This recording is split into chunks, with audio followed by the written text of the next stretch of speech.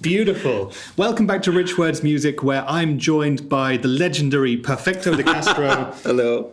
Legendary. Yeah. 42 Gear Street 4, day 2 of Henning Pauli's iconic event. And what we're doing today is looking at 3 rather special pedals. And you'll see them there on the board in front of us. They are orange by name, orange by nature. They look like large wedges of cheese. And they are actually 3 reissues of 70s kind of not very famous, not well-known orange pedals, right? Yes. Late bloomers, I believe. They were released, and then people found out about them later on and got popular. Yeah. So have you played these pedals before? I have not. This is the first time. Yep, first time for me hearing them as well. So this is going to be the first time for you guys hearing them too, because we're releasing this presumably on the release day, September 2022 at some point. Now, we have a sustain, which will be a compressor. We have a distortion, and we have a phaser. So we've got 3 very different yet simple effects. Just the 1 knob on the phaser, 2 on the distortion, 2 on the sustain. And the story behind these is basically, like you said, they were pedals that existed in the 70s, didn't do particularly well, disappeared off the face of the earth. But then in the age of social media, it was actually Orange's fans who brought back these pedals because they started to see diagrams, they saw old pictures, and they asked Orange, can we get these pedals made again? And the fans really helped in supplying dimensions and sizes and Orange photos. Yeah, exactly. Yeah. That way they could figure out the logos, the size of the enclosure, the depth, and everything. Though the schematics were still in Orange's hands, and they were actually tea-stained. Tea-stained, yeah, that's the word on the website. So they were able to build them again, and these are they. They are high-end in terms of the build because they're made in England, so these are going to be not super cheap pedals, but they should be super good at what they do. So they've been made to be high quality, they should have a low noise floor, and they should just sound awesome. That's the plan. Anyway, all right, so without further ado, let's hear some of them. Okay. What do you want to tweak first? Let's go first in the chain. Let's go through the chain first. So we'll start with the compressor or the sustain. Now, the clean tone that we have today is courtesy of the Black Star St. James EL34 head and this rather beautiful 2022 Yamaha RevStar professional model with P90s. So let's hear that clean tone first, and then I'll kick this in with the level and depth controls at 12 o'clock. Okay. Knobs all full up, both P90 pickups on. A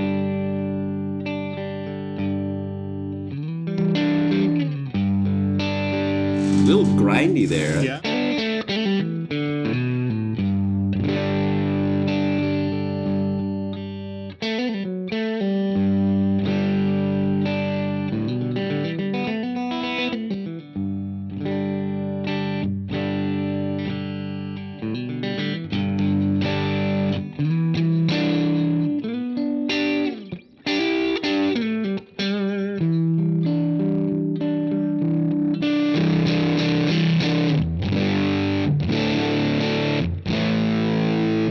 Almost got this fuzzy quality to it. Yeah.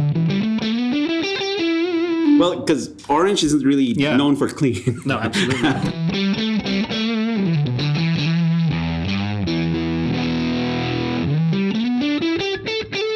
I wonder how much of it is the output of that pedal kicking the front end of the Black Star.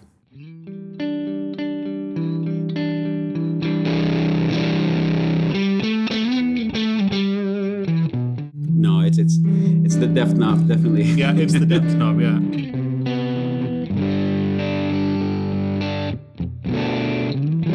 Watch the LED, what it does when I play hard. Yeah, okay.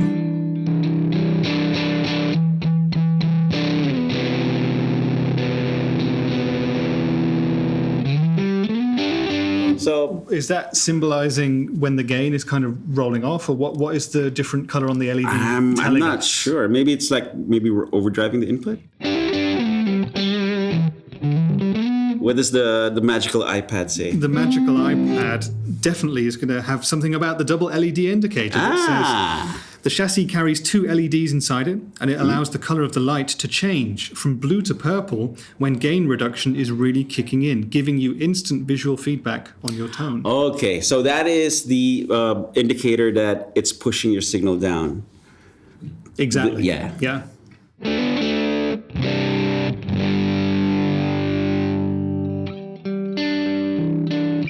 It works.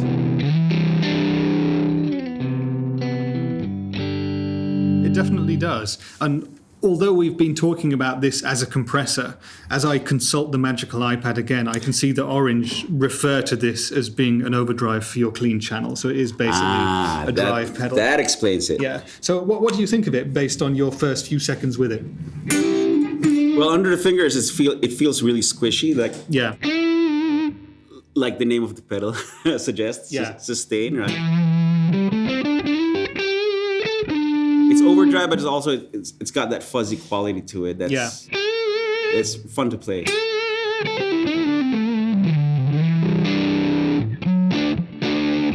And it doesn't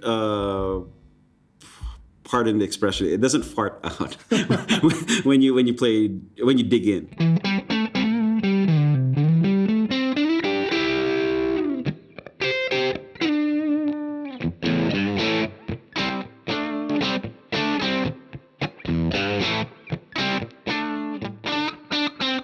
Yeah, I like that. And it's still dynamic. Yeah. And a lot of sustain, but it's a decent low gain overdrive, I would say. So pretty nice. Yeah. That takes us, I guess, directly into the distortion pedal, which is in the middle of the board here. Okay. I currently have that set to 12 o'clock on the level and 12 o'clock on the depth control. Okay, so let's hear how that sounds.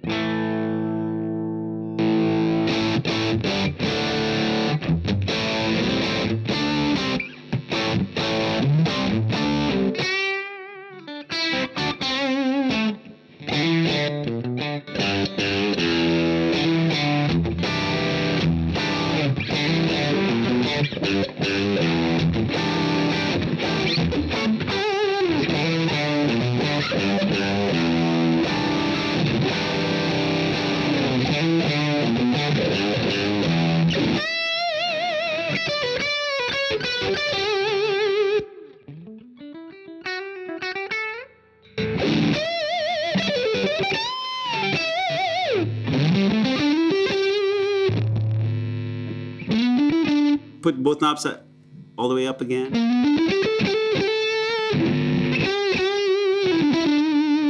We're playing P90, so it's a little noisy when I stop. Yeah. But it's nice and fuzzy. It's like thick.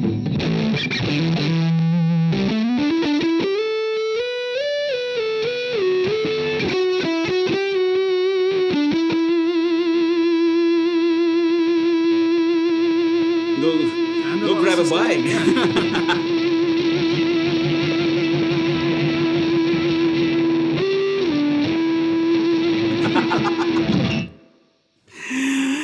Well, 70s distortion. 70s distortion. That's how they describe it. Yeah. Yeah,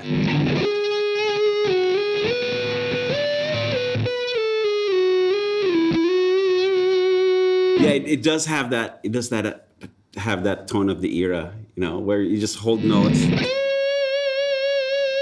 and just And if I add in the sustain pedal while you're holding the notes.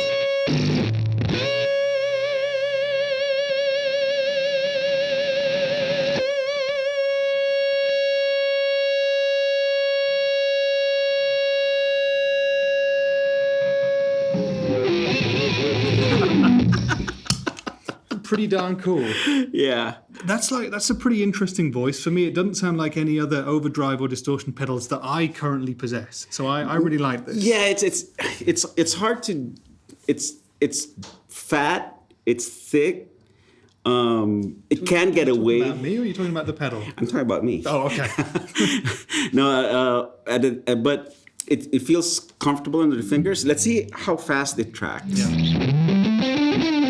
Because it's great for like sludgy riffs. Yeah, for sure.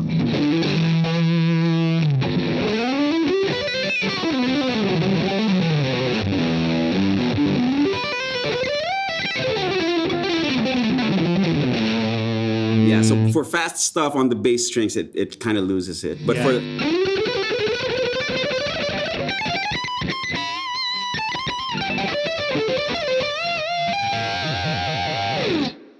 maybe if we back off the level. Yeah, okay. Yeah, get some attack back.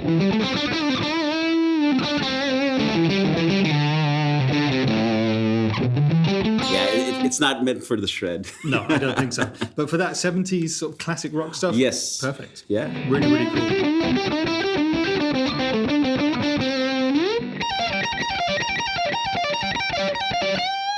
Yeah, for that stuff, it's great. What do you think about having a depth knob as opposed to like, you know, a 3-band EQ or even a 2-band EQ? The depth knob, I don't think it's an EQ thing. That might be the gain knob, what they call the gain knob. Yeah. So I'm not... Well, it definitely is the gain knob, actually, isn't it? But it's also affecting like the tonal characteristics of the amp. And the reason that I mention that is because there's actually a hidden internal treble trim pot on this one. Oh, sneaky guys. Yeah. What does it do? What, the treble trim pot? Oh, treble. I think Sorry. I think that's the gain, actually. Yeah, it's jet lag. Yeah. Sorry. No. What if we lower the depth and then we'll kick it with the sustain?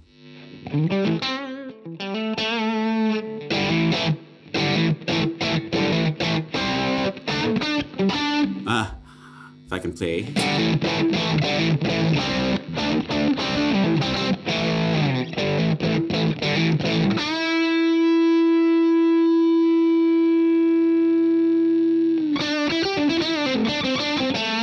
See, this one's I like. Yeah. It's got the balance of the thickness, but at the same time some clarity. Yeah. You can hear the pick chirp. Yeah, exactly. Yeah. It's almost like a little bit fuzzy, but I think that sounds good, and I think this would be a great pedal for garage rock sort of stuff. It's like fuzz without the sputtering. Yeah, exactly. Yeah. Really, really cool. Yeah. All right, let's so kick the phaser in and see how that sounds. We got one knob here for speed. Let's do it.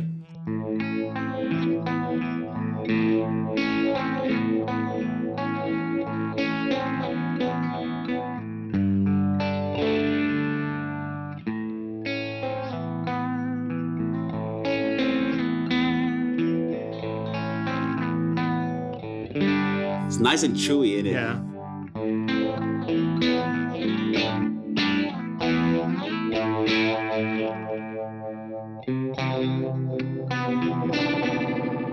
Okay, so for that one.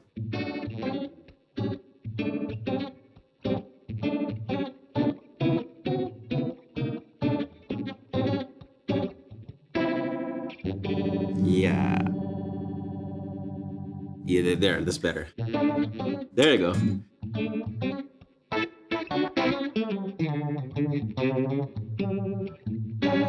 I'm always amazed with how much you can do with a one knob phaser. It's actually quite a bunch of different effects in one sort of a thing. Yes. And it is maybe a bit of a niche thing, but if you want those wobbles, if you want that kind of stuff, that's the way to go. Job. It's the way to go.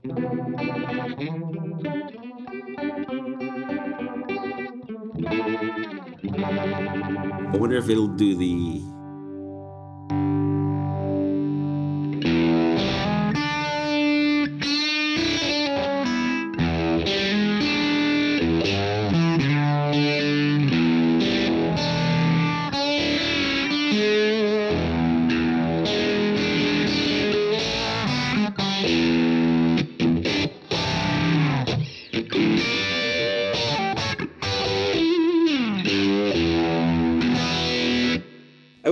I kind of wish there's an expression input that you could assign to the knob. I understand what you mean. Yeah. I mean, I guess they've intentionally built these to be kind of exactly like they were back in the day, but yeah, a modern day take on this would have included an expression pedal for sure. Yeah. Plus presets and a bunch of other controls and all that. Well, I don't need the presets. I just need the sweep, because I mean it would be a really versatile effect. You can get the slow Van Halen sounds, and then you can get the organ sounds, and you can get everything else in between. Yeah, exactly. Yeah, but what do you think? I'm impressed. I think it's going to be really interesting to see how these actually perform in the modern day kind of market for guitar players. Mm-hmm. I think it's really cool that Orange have built these based on the fact that people ask them to do it. Right. You know, me personally working in the industry, Yeah. I've worked in a bunch of companies in MI, and I know that some companies build things based on what people want to have. Right. And some people build things based on what they, the brand, think would be cool and what they think they know that the people are going to like. So Right. you would think these would sell well. However, on the other side, they're British made, so they're not going to be super cheap. Yes. And there's a bunch of options out there that do compression sustain, that do distortion, and that do phases as well. So I would say if you're an Orange fan, these are definitely going to be on your must-try list. Yes, definitely. Although I would say that even though there are other pedals from other brands, regardless of the price, that are designated the same effect, they don't sound like these. No, these do have a unique sort of a flavor. Yeah. Yeah. It's like distinctly orange, I guess. Distinctly orange. Yeah. So overall, 3 very interesting pedals. I'm excited to see how they exist in the real world, how guitarists take to them overall. I think you've made them sound really, really good, and I'm very happy to have had you here today Thank to you. demonstrate them for us. Thank you, Perfecto, for taking the time. Links to Perfecto down in the description there. Cheers to everybody producing this video, and thank you to Henning and the rest of the team for putting on a fantastic event here. Yes. Thanks to Orange for letting us play the pedals, and I've been Rich for Rich Words Music, and I'll see you in the next video. Bye for now.